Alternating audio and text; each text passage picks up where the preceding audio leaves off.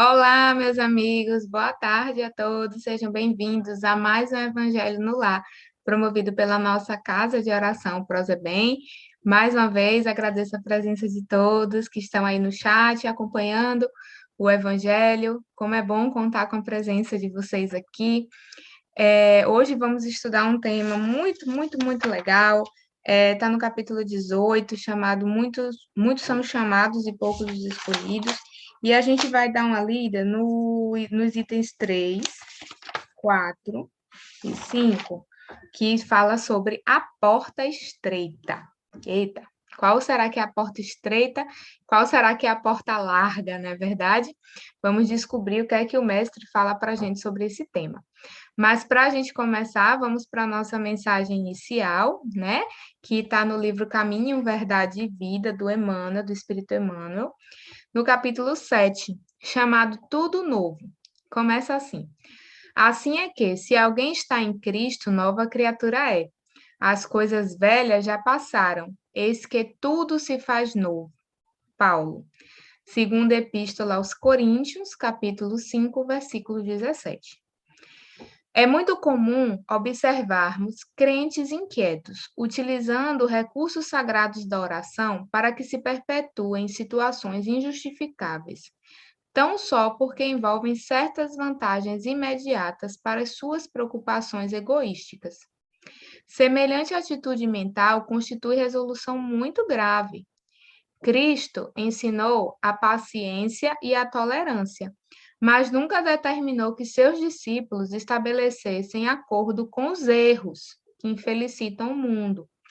Em face dessa decisão, foi à cruz e legou o último testemunho de não violência, mas também de não acomodação com as trevas em que se compraz a maioria das criaturas.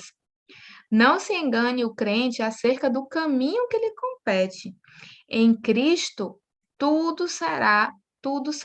deve ser renovado. O passado delituoso estará morto. As situações de dúvida terão chegado ao fim. As velhas cogitações do homem carnal darão lugar à vida nova em espírito, onde tudo signifique sadia reconstrução para o futuro eterno. É um contrassenso valer-se do nome de Jesus para tentar a continuação de antigos erros. Quando notarmos a presença de um crente de boa palavra, mas sem o íntimo renovado, dirigindo-se ao Mestre como um prisioneiro carregado de cadeias, estejamos certos de que esse irmão pode estar à porta do Cristo, pela sinceridade das intenções. No entanto, não conseguiu ainda a penetração no santuário de seu amor. Então, com essa mensagem, com muita advertência, né? Muito boa essa advertência de Emmanuel aqui para a gente, dizendo o quanto é necessário que a gente, em Cristo, se renove, né? Que a gente não se limite a manter velhos erros, usar a mensagem do Cristo para justificar a gente se manter em determinados equívocos, mas que tudo dentro de nós se renove, e a partir dessa renovação interior, essa renovação íntima, a gente possa colocar em prática o Evangelho. Né? Então, inspirados por esse ensino de Emmanuel, né? Vamos fazer a nossa prece inicial. Vamos lá? Elevando os nossos pensamentos ao nosso Deus Pai de amor, nosso Mestre Jesus, a espiritualidade amiga, Maria Santíssima.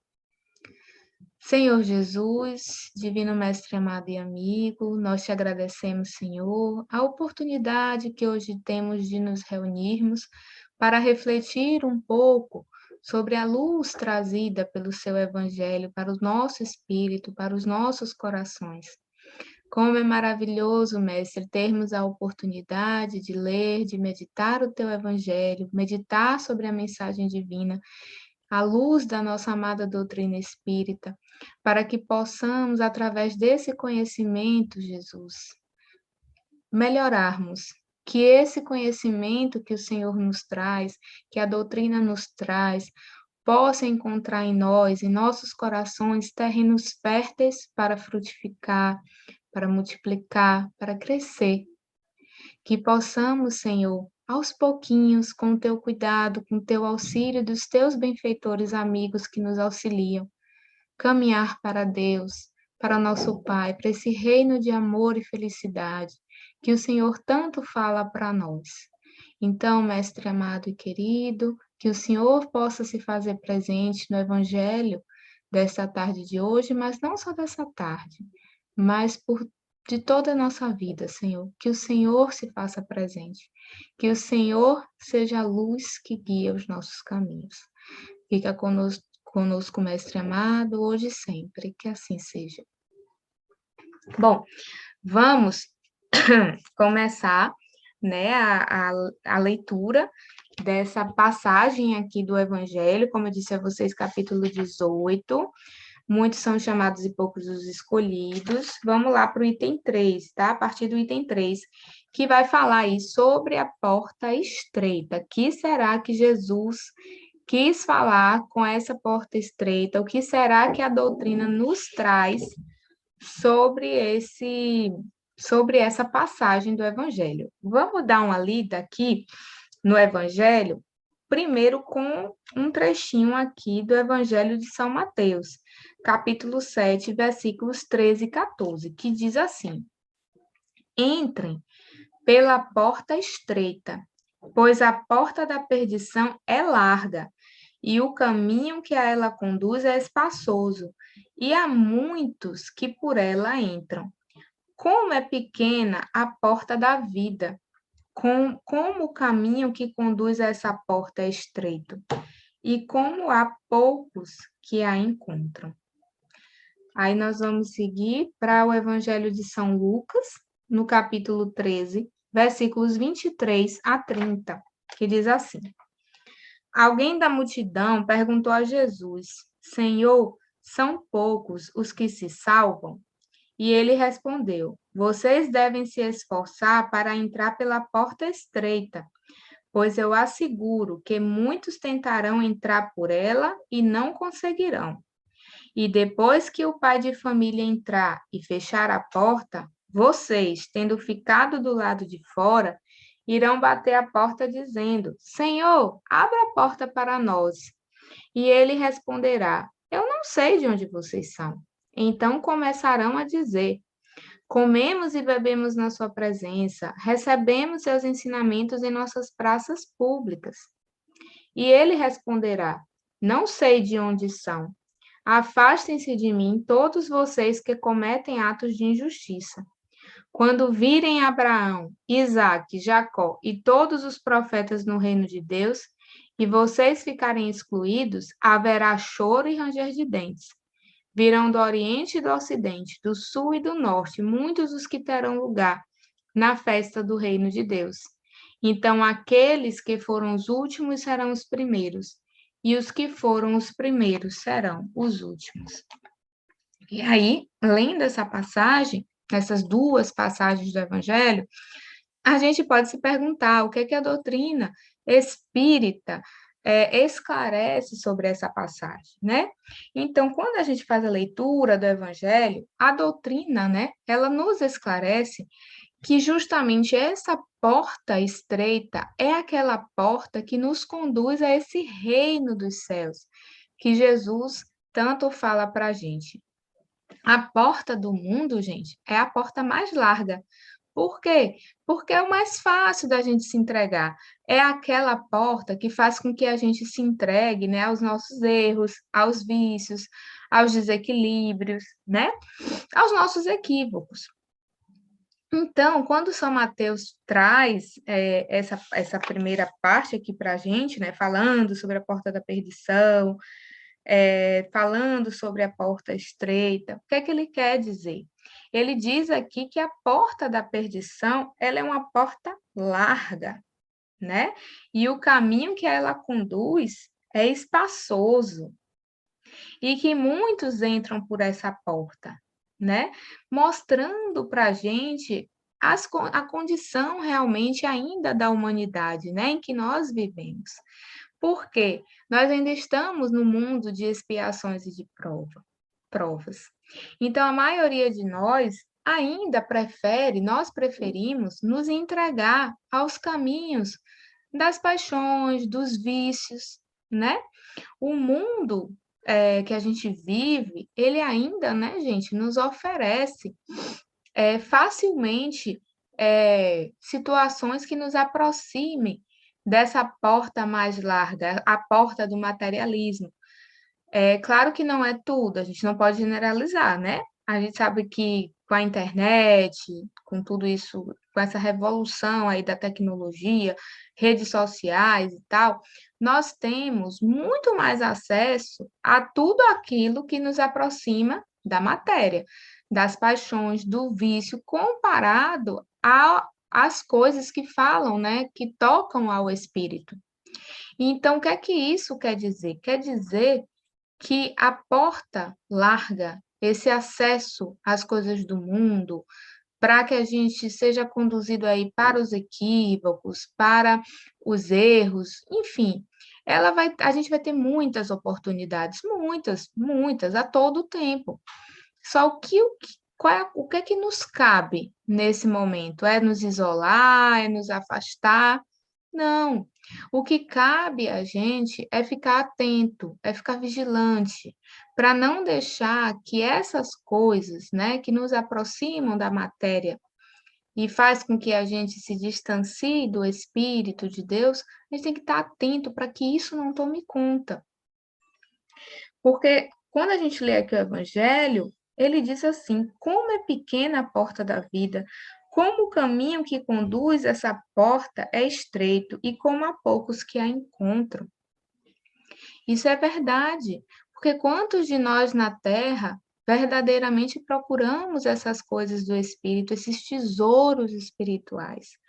Quantos de nós conseguimos, diante da facilidade do mundo, das facilidades que o mundo nos dá, trabalhar o seu espírito?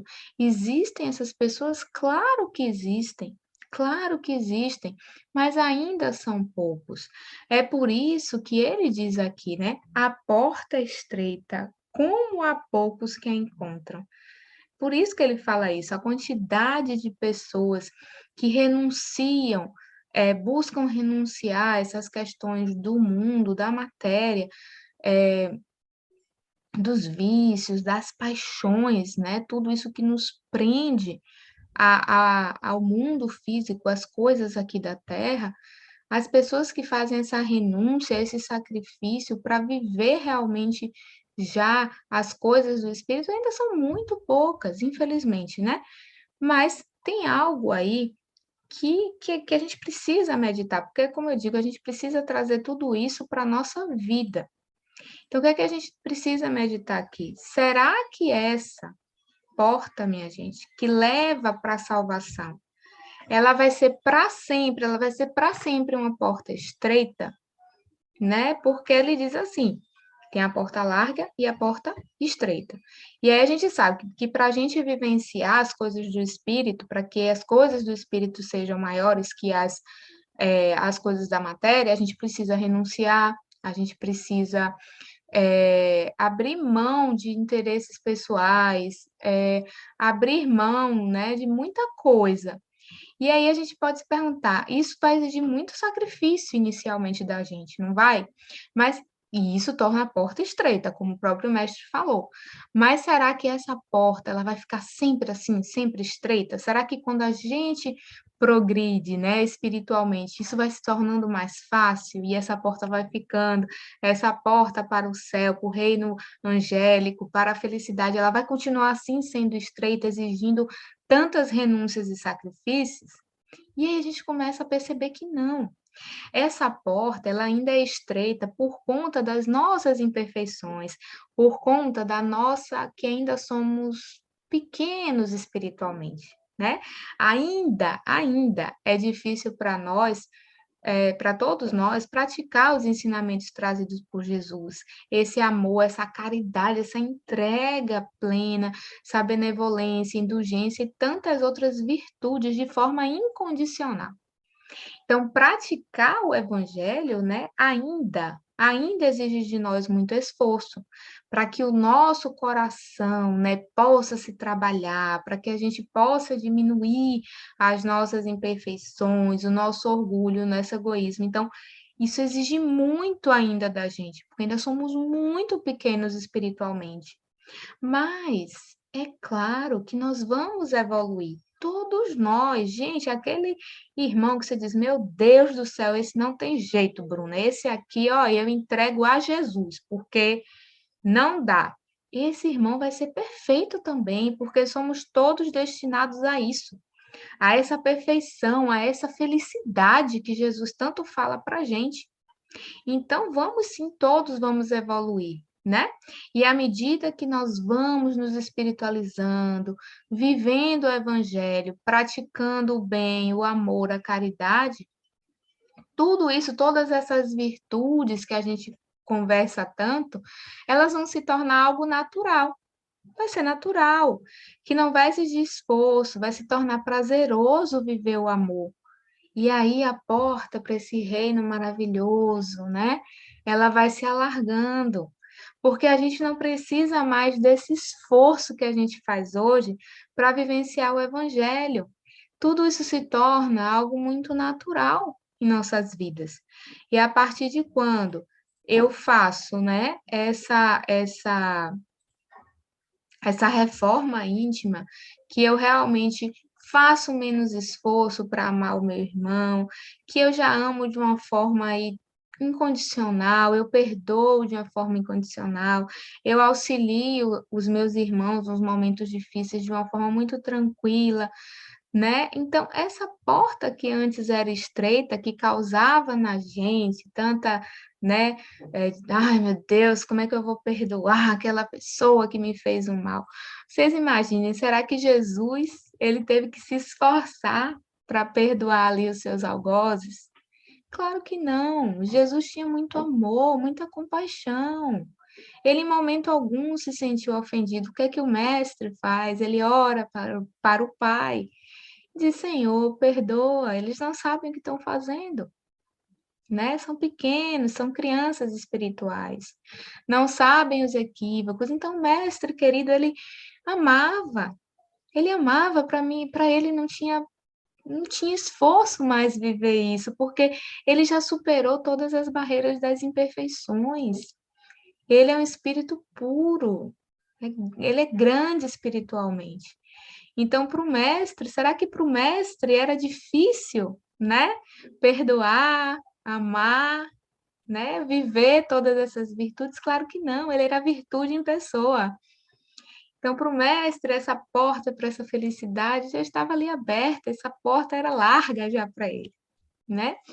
E como precisamos nos inspirar no Mestre em cada momento de nossas vidas, em todas as dificuldades que nós passamos, é sempre essencial se perguntar o que o Mestre me orientaria aqui, o que o Mestre faria nessa situação, qual seria a conduta do Senhor nessa dificuldade que eu estou passando, nesse problema que eu estou passando. Ele tem que ser o parâmetro de nossas vidas, a luz que guia nossas vidas precisa ser o mestre, né? O amor do mestre precisa constranger o nosso coração para mudança. E a gente só faz isso com muita reflexão, com muita renúncia, passando pela porta estreita, né? Como o evangelho do mestre nos ensina. E aí, vamos dar uma lida aqui, rapidinho, no que é que Kardec orienta para a gente? Eu vou ler rapidinho, só uns trechinhos, para a gente se situar sobre o que o codificador fala para a gente sobre esse tema. Ele diz assim: a porta da perdição é larga, porque as más paixões são numerosas, e o caminho do mal é frequentado pela maioria. A porta da salvação é estreita, porque o homem que deseja transpô-la deve fazer grandes esforços para vencer suas más tendências, e poucos se submetem a isso. É a constatação do ensinamento moral. Muitos são chamados e poucos escolhidos. Esse é o estado atual da humanidade terrena, e a Terra é um mundo de provas e expiações, onde o mal ainda predomina. Quando a humanidade terrena evoluir moral e intelectualmente, transformará a Terra em um mundo de regeneração. Estamos caminhando para a regeneração. E o caminho do bem será mais frequentado. Como a gente sabe, o mundo de regeneração é um mundo em que o bem já predomina sobre o mal. Teremos ainda muitas provas a passar? Teremos. Teremos dificuldades a serem superadas? Teremos. Mas o bem já predomina no mundo de regeneração, né? E aí ele diz: esse ensinamento deve ser entendido no seu verdadeiro significado, ou seja, de que a humanidade está sempre em evolução. Se o estado normal da humanidade fosse viver um mundo de provas e expiações, Deus estaria condenando voluntariamente à perdição a maior parte de suas criaturas. Suposição esta que não pode ser admitida desde que se reconheça que Deus é todo justiça e todo bondade. Então, Kardec mostra aqui, como nós dissemos, que a mudança, a transformação íntima, a vivência do Evangelho exige esforço. Muitos de nós queremos acordar um dia e já sermos instantaneamente espíritos angélicos perfeitos. Mas a lei de progresso,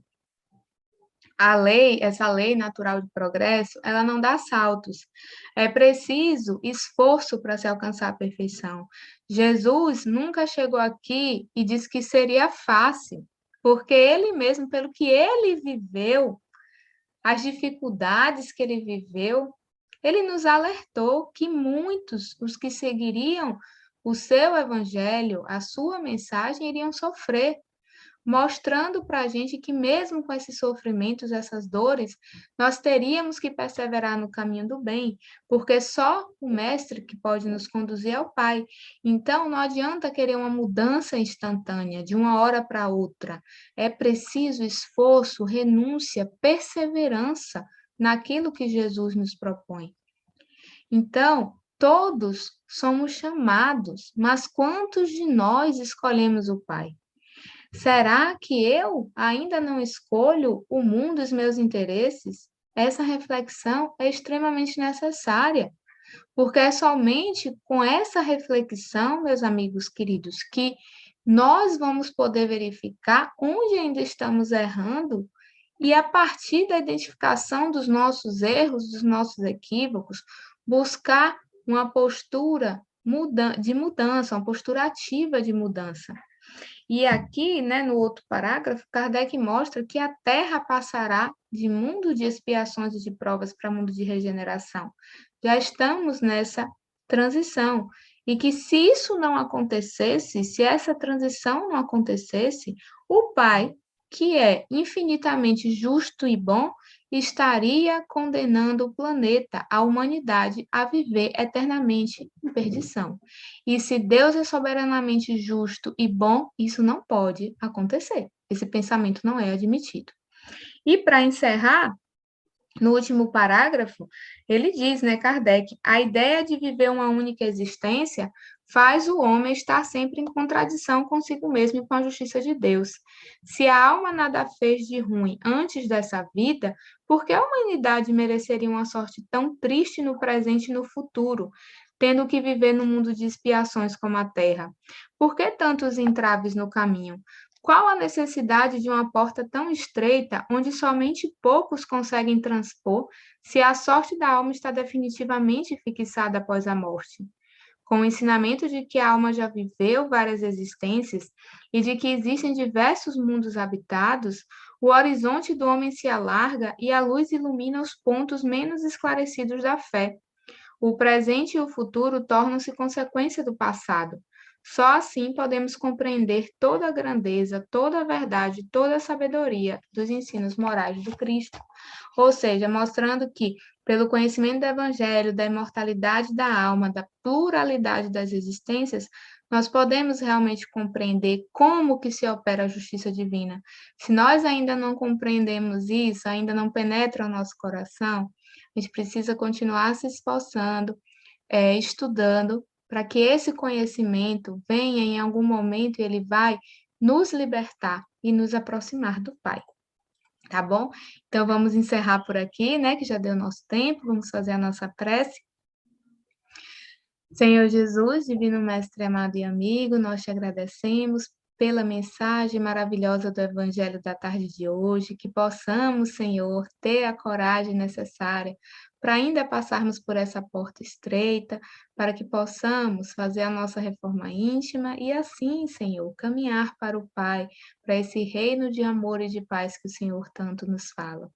Abençoa cada um que está aqui nesse evangelho, as suas famílias, enfim, a toda a humanidade sofredora que necessita de ti, mestre, necessita do teu amor, do teu carinho e do teu amparo. Que possamos cada dia mais trabalhar o evangelho em nossos corações e praticar a máxima da lei de amor e de caridade. Fica conosco, mestre amado Jesus, nos envolve e nos protege hoje e sempre, que assim seja. Que assim seja, meus amigos. Nos vemos em breve, tá bom? Um abraço a todos. Fiquem em paz.